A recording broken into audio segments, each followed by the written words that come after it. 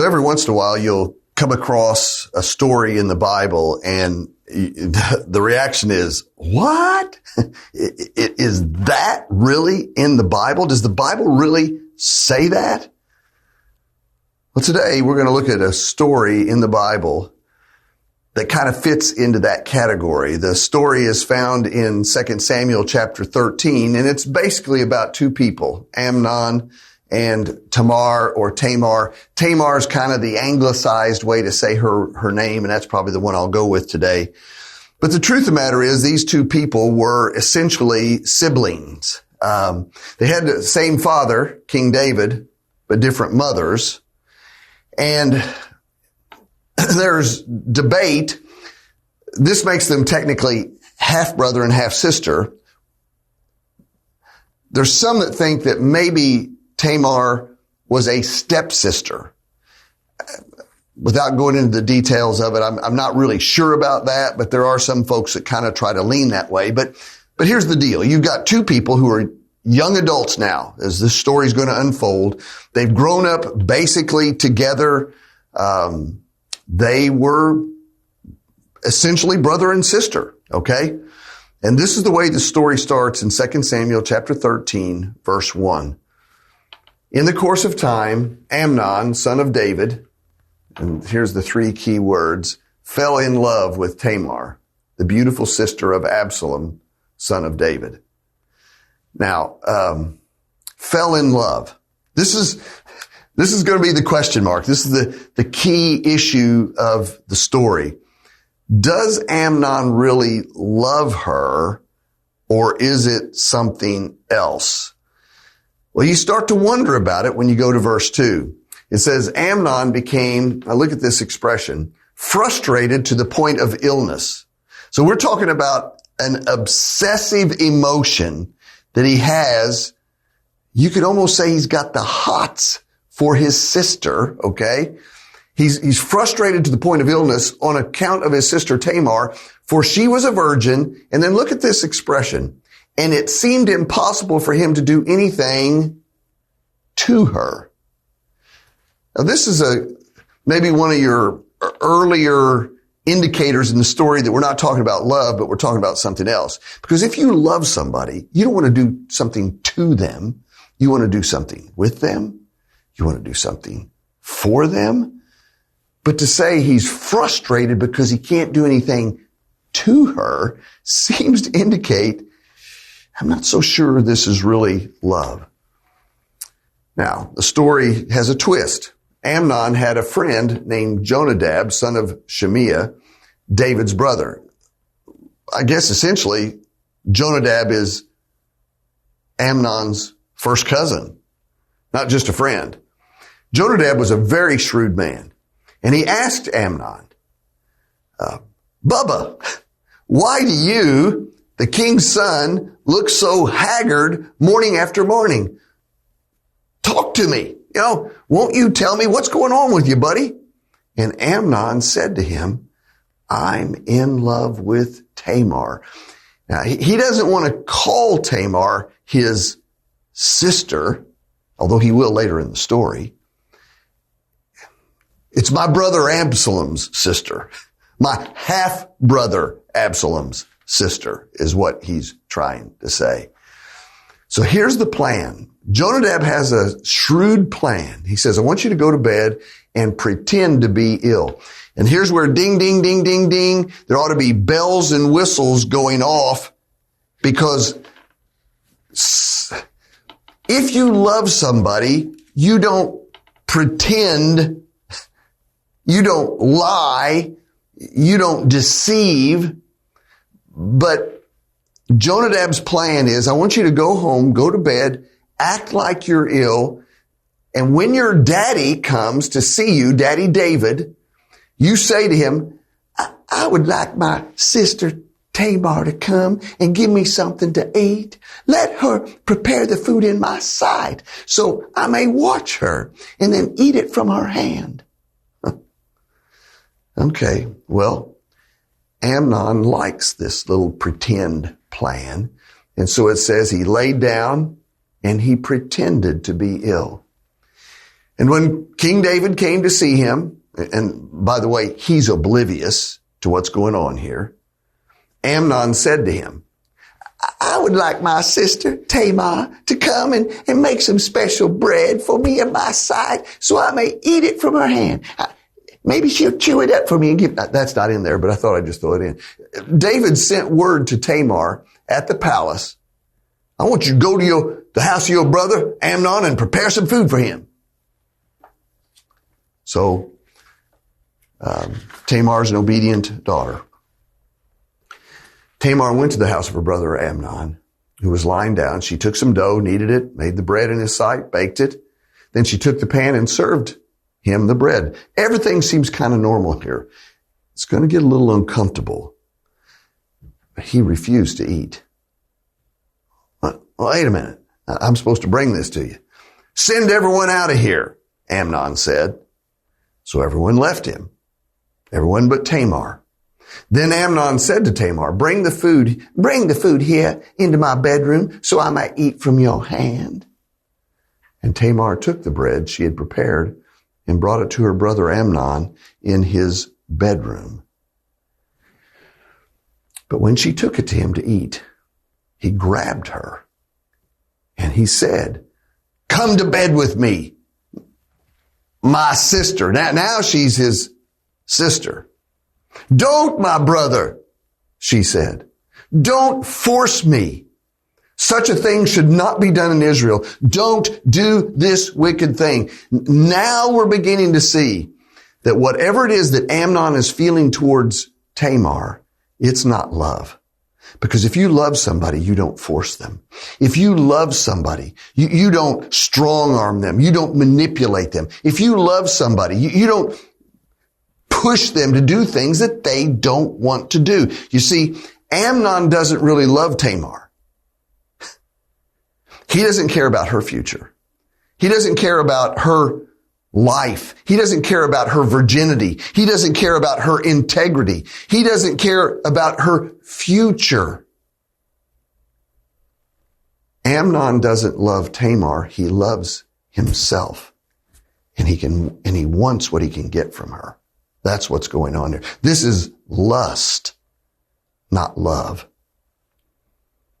Verse 13, she starts to reason with him. But what about me? I mean, where could I get rid of my disgrace? And what about you? You'd be like one of the wicked fools in Israel. Please speak to the king. He will not keep me from being married to you. Let me say something. If they are actually technically half brother and sister, this is incest. This would be an inappropriate relationship. Okay? She's probably just grasping for straws. She's looking for something, Look at his response. He refused to listen to her. And since he was stronger than she, he raped her. Amnon doesn't care about Tamar's feelings. He only cares about himself. And he does violence to her in this story. And look at the irony of verse 15. After he got what he wanted, Amnon hated her with intense hatred. In fact, he hated her more than he had loved her. Amnon said to her, get up and get out. Isn't this crazy?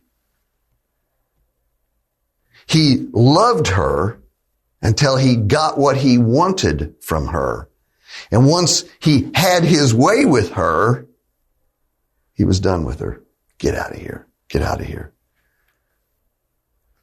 She says, no, sending me away would be a greater wrong than what you've already done to me. But again, he doesn't care about her. He doesn't care about her feelings. And he refused to listen to her. And the story ends with this statement. This part of the story ends with this statement. He called his personal servant and said, get this woman out of here and bolt the door after her. You see, when we're talking about lust, it's fake love. Lust or fake love is self-centered. Lust or fake love is all about your desires, what you feel, what you want, And In fact, I'd go a step further. If you've ever thought these statements or said these statements out loud, I just want to be happy. I just want to find someone who can make me happy. Let me tell you, those are all rooted in a fake love. These are selfish statements. Yet I hear these a lot in people. Well, I just want to be happy. Or I want to find somebody who will make me happy. That's not a love statement. That's a self-centered, personal desire-oriented statement. You see, the real love is not self-centered, it's other-centered. It's not rooted in my desires and my needs, but it's rooted in how can I help you? How can I love you? What can I do for you? Real love is devoted to the other person's happiness.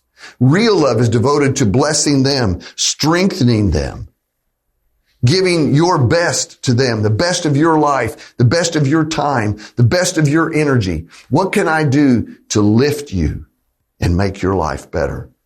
That's real love. That's what's missing in this story. In fact, if we go back to the story of Amnon and Tamar, just to pull it all together, all these emotions together. Lust is often irrational. This was forbidden fruit, but Amnon was so obsessed with his sister. In fact, lust is frequently irrationally obsessive. He was sick. He was so obsessively lustful towards her that it made him sick, And when you have lust, what you do is you don't serve people. You don't love people. You don't care for people. You use people to get what you want, to make you feel good. You say, I'm frustrated because I can't think of anything to do to her. I can't figure out how I can have her, Lust is deceptively manipulative. He tricks her, tricks his dad, He used deception to manipulate. Lust is pushy and demanding. He forced himself upon her. He didn't care about her feelings. He just wanted what he wanted. And of course, lust is also emotionally fickle. When a person is being guided by lust and then they finally get their satisfaction, all of a sudden they don't really care for that person, They don't really care for them. See, that's lust. But let's look at a contrasting picture of love. Love would be honest. You'd realize, okay, maybe I've got some stupid feelings, but this is not right. When you love somebody, you shut her down, when you should. Love is patient with boundaries. Love is supportive, not using people, supportive of people. Love respects people, is sacrificial, not demanding of their own stuff. Love is stable and secure. You see, I think one of the sad facts about our American culture today is that too many of us don't know how to love. We've been trained by the culture to lust. And we don't know how to really love somebody. Now, what I'm doing with this message today is I'm continuing this series that I started 6 weeks ago on the 7 deadly sins. And we looked at over the last 5 weeks, greed and gluttony and sloth and envy, and last week, wrath or anger. And today, we're going to look at lust. We're going to start to peel off the layers of lust. What I'm going to try to do is help you see the shallowness of lust, the ugliness sometimes of lust, the destructiveness of lust. And my ultimate goal is to help you see the beauty of love, real love, a beautiful love. C.S. Lewis wrote a book several years ago called The Four Loves. And he looks at 4 different Greek words in the Bible that talk about love. And in the book, he tells a story about a man. It's an imaginary story, a lustful man who one evening is prowling the streets. He's prowling the streets because we could say he wants a woman, He wants a woman. But is that really what he wants? Listen to C.S. Lewis's insightful observation here. He says, strictly speaking, a woman is just what he does not want. This is what he wants. He wants a pleasure. He wants a pleasure for which a woman happens to be the necessary piece of apparatus. See, with lust, you're not looking for a depth of relationship. With lust, you're looking for an experience, a feeling, with a pleasure. He says, now love makes a man really want not a woman. Love makes us want a particular woman. In some mysterious but quite indisputable fashion, the lover desires the beloved herself, not the pleasure she can give. And then I love the way he summarizes these two paragraphs with this statement. To summarize, love wants a person. Lust wants a feeling, an experience. Love wants to connect. Love wants a meaningful relationship, and a meaningfully intimate relationship with a person. Lust just wants to feel good, you know. Lust reduces a person to a commodity, you know, an object. The person becomes an object for pleasure, to make me feel good. What lust does is it separates the person from the pleasure they can give. And once I get the pleasure, I don't care about the person. You know, it's selfish, you know. And I think this is a cultural problem for us. I think this is a 21st century modern problem that we are wrestling with today. I came across another interesting observation from one of Philip Yancey's books, Rumors of Another World. And in the book, he tells a story about a medical missionary, a physician, a doctor who'd been serving on the continent of Africa for years. And where he was serving was a very primitive area, cut off from much of the modern world, no internet, you know, no Wi-Fi, hardly even telephones. And it was hard work. It was an intensely difficult setting to do ministry. And after several years of doing this, the guy comes back to the United States for a furlough. And what happens to him is like a culture shock. It says the first thing that struck him when he got back into the Western civilization was how everything was about sex. Every story, every movie on the plane had a sexual plot central to it. And when he got into the airport, all the magazines were basically about how to have better sex or who looked better while having sex. It was disorienting to him. Particularly because he'd been in a place where the majority of people were nude, at least partially nude, but non-sexualized. It says here in the U.S. or here in the West, we're clothed, but fully sexualized as people. Now, the next statement that he makes as a part of this paragraph, I've separated it out because I want you to really think about it. He says, we are discipled by our desires, or in our desires, by the people that we're around. And maybe I might stretch it a little bit further. We are discipled in our desires by our culture within which we live. And, when a society is increasingly sexualized, our desires are discipled to be sexualized. Part of the challenge with lust is it is discipling a generation of young people in the church to normalize sexual sin. In other words, we're beginning to believe as a culture, maybe we already have got there, that lust is normal and that lust is good simply because it's everywhere. Again, I think there are an increasing number of people within our culture who just don't know how to love. And we don't know how to love because we've been trained to lust. Swipe one way or the other. I don't even know what that means, but swipe We're a culture built around pornography. We're a culture built around lust, not loving relationships, but lust. And Jesus speaks to this in his Sermon on the Mount in Matthew chapter 5, verse 27. He says, you have heard that it was said, it's back in the Old Testament, back in the Bible, Old Testament of the Bible. You've heard that it was said, you shall not commit adultery. Of course, this is a statement from the 10 Commandments. It's kind of like last week's sermon on anger. Jesus said, you've heard that it was said by people long ago, you shall not commit murder. And then he goes on to say, murder is, if that's the line, he said, I don't even want you to be angry. I want you to learn how to deal with your anger before you even get to the place of murder. And this is sort of the same line of reasoning Jesus is going to use here. You've heard that it was said, you shall not physically commit adultery.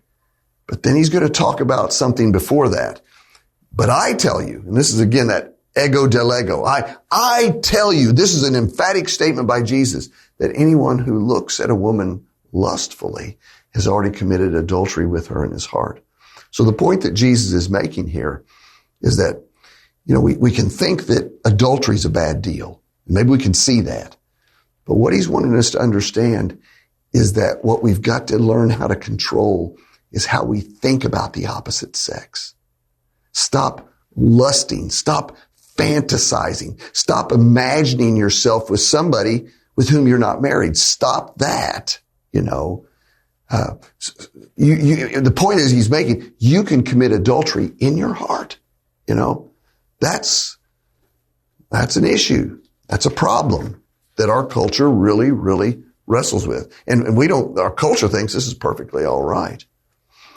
The next two verses that Jesus, the statement that he makes in the next two verses, they're hard. And they're hard because we usually misunderstand them. And I would say we misinterpret the language and intent of them. In verses 29 and 30, he says, if your right eye causes you to stumble, gouge it out and throw it away. It is better for you to lose one part of your body than for your whole body to be thrown into hell. And if your right hand causes you to stumble, cut it off and throw it away. It is better for you to lose one part of your body than for your whole body to go into hell. Now, the problem of this statement by Jesus is that some people want to take it literally, but this cannot be what Jesus is talking about. This is an example in literature of hyperbole. Hyperbole is when you make an exaggerated statement to make another point. And the reason this has to be hyperbole is that you can cut your eye out, and guess what? You can still lust, even if you don't have an eye. You can cut your hand off, and guess what? In the context, this is all about lust. You can cut your right hand off, and you'll still lust. Those don't take it away. So what he's getting at, the point that he's making is that when you have a problem with lust, you've got to learn how to deal decisively with the lust-inducing temptations. Whatever it is that's generating lust in you, you got to figure it out and deal decisively with it. For example, it might mean quitting a job where the temptation is. Maybe there's somebody that you're working with that's creating problems for you. An illicit relationship. You may need to quit that job. You may need to break off a tempting friendship. Can't meet with that couple anymore because this is a problem. You may have to move back to a flip phone instead of a smartphone. Gasp. Can you imagine that? Maybe your smartphone has become a real problem for you with lust. May need to go back to a flip phone. You may need to cut off even the internet altogether. Maybe, or cut off a certain app. If there's an app that's creating problems for you, get rid of it. That's the point that Jesus is making. You may need to get covenant eyes to put on all of your devices. This is an accountability, a bit of software to help you, to make you accountable to somebody you trust with regard to your issues of lust. You may just simply need to find some kind of an accountability partner.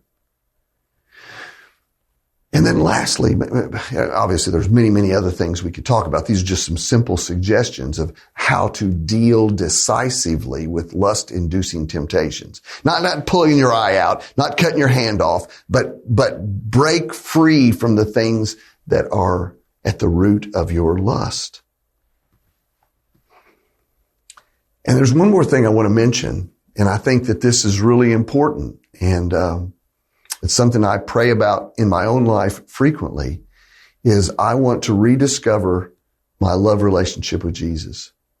I want to come to the place where Lord, I want to know you, love you. I want to love what's important to you more than life itself. Lord, I want to honor you with everything that I am. I want to be closer to you. And Jesus said this one time in John chapter 14. He says, if you love me, you will keep my commandments. And the mindset here, the idea here is that if I can come to the place where Jesus is number one in my life, then that helps me make decisions about other things that are temptations in my life. And so I would just challenge you today. What about your relationship with God? What about your capacity to love? Maybe for some of us, what we need to relearn how to do is how to really love the people around us. And instead of using them, instead of manipulating them, instead of forcing them, what we want to learn how to do is how to love them the way Jesus would love them. God, help us to love and not be driven by lust. Let's pray. Lord, I pray that you'll take this kind of simple, basic message that comes from some powerful passages in the Bible and Lord, use it to speak to us deeply. Help us to make some commitments today that push us towards love and not lust. In Jesus' name I pray. Amen.